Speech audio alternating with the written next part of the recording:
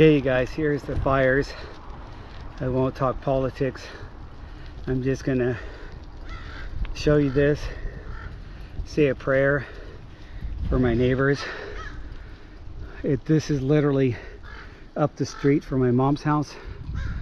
Somehow my mom didn't have any effects to her buildings because she lives in these apartments, and even though those apartments have all these trees, dried up trees too, all around them, somehow they didn't get affected. But as you can see, this is, everything's gone, man. It just went up. And well, that guy's back house got saved, but the front house is torched. This the whole house. This the house and the car. My son's friend's dad was pulling up to his house during the fire, and he had a couple cars. He wanted to get his new Porsche and take that. He was going to leave the other car, but he didn't even have time to do that. So his new Porsche 911 got torched, or was it 11 or Taycan or something like that. But I mean, yeah, first world problems, because he had a few cars and a very expensive car and an expensive house, but that was his only house. He literally worked his ass off and saved and bought that house. And I'm sure most of these people, this is their only house. And there are a few houses that got purchased by investors and were in the process of being renovated. Maybe there's a lot of buyouts and renovations that people do around here, purchasing property, because where we're at, so Pasadena and Altadena is a very affluent neighborhood, if you will, but it used to be, this used to be where all the workers lived that worked for the rich people of Beverly Hills and Los Angeles when California, Southern California was first populated. This is where the poor people moved. And so these were the handyman, the gardeners, construction workers, all those people that worked for the really rich lawyers and doctors and big law firms and big government, rich people. So it's kind of weird, huh? Seeing the houses just torched all the way down to nothing.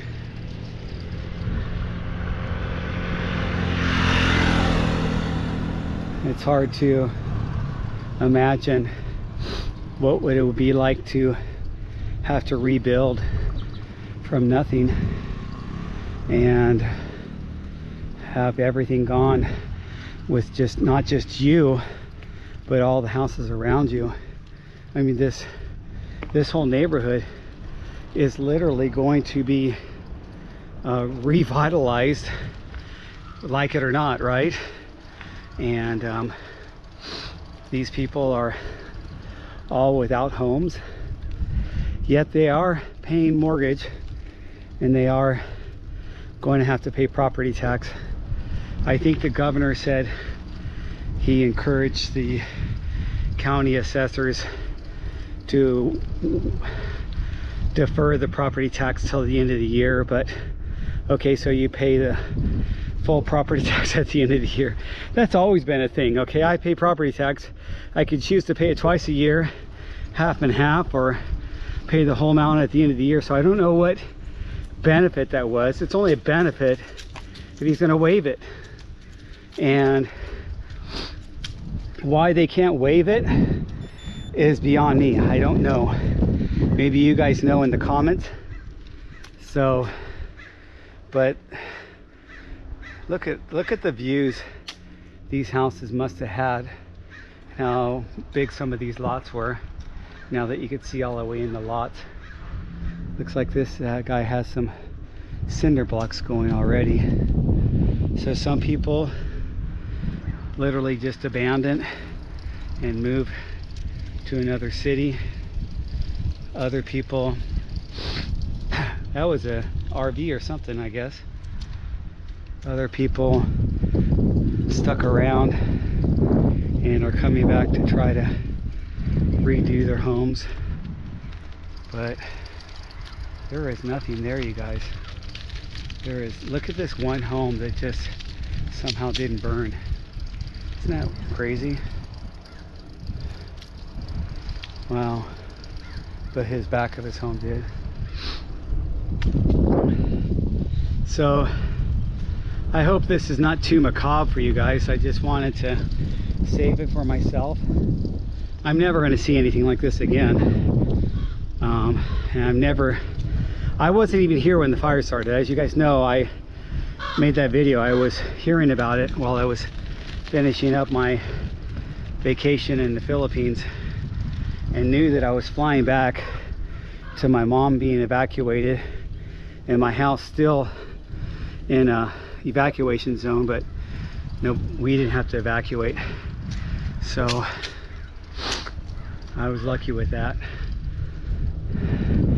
Look at how old some of those big trees are that somehow looks like they might even stay alive with after all the burn. There's a theory saying that, you know, nature has a way of getting back what it belongs, what they feel, what they own, if you will. So this firestorm could have been that, I guess. But I can't even remember what the houses look like over here and what houses were over here. I recognize the street names, but that's about it. And I'm gonna ride by one of my friend's houses and see if his house burnt down. I mean, I don't know if it did, because hello, I don't know if he was still living there, because we haven't talked in years. One of those situations where he got married, got busy with his life, stopped mountain biking, and we just lost touch. But he was never in any of my older mountain bike videos, but he was definitely a real good mountain biker, and we used to ride a lot. Guys, I've been mountain biking 25 years, 30 years. I think it's 30 years now. Yeah, 30 years. And so there's people that I grew up with that when we kind of at the same time we were all getting out of high school is when mountain biking kind of just started with hardtails. And there was the Trek Y bike, remember that bike? There was a few full suspension bikes. The GT had that bike. So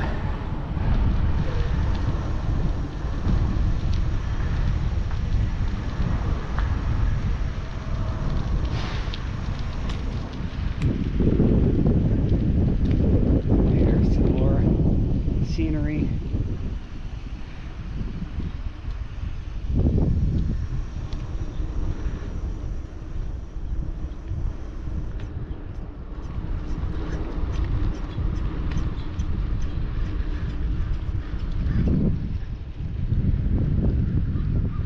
That is just burnt down to the bone.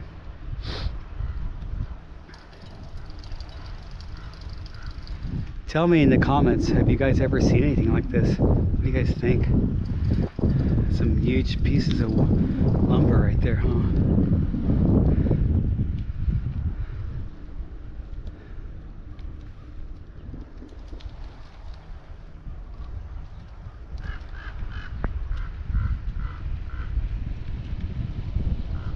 It kind of reminds me of like the Old West, when you see those scenes of the Old West, and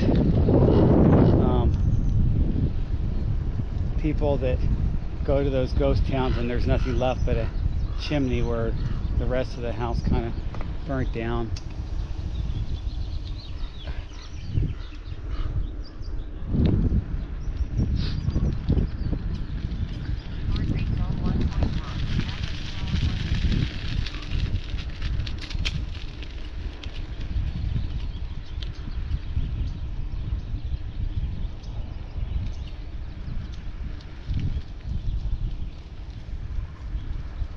So I'm coming up to Major Street, and I will be putting my camera away, and I just wanted to say a prayer, tell the people that are here that I'm filming their house, God bless you, my prayers are with you, and I hope you can rebuild and make it better than it was.